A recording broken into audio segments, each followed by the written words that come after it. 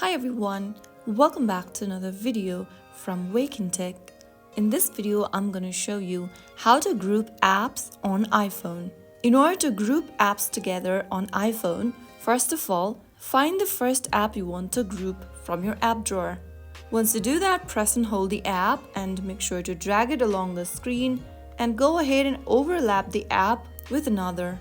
This will create a small folder and your iPhone will give it a default name. You can now go ahead and press and drag any other app you want to add to the folder. And that's it.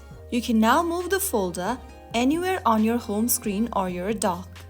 Folders can hold multiple pages of apps, so go ahead and add as many as you want. And that's how you easily group apps on your iPhone. Now your home screen is neat, organized, and super easy to navigate. No more clutter, just swipe, tap, and you're right where you need to be. If you found the video helpful, like, share, and subscribe for more tutorials like this. I will be back again in the next video. Thank you for watching.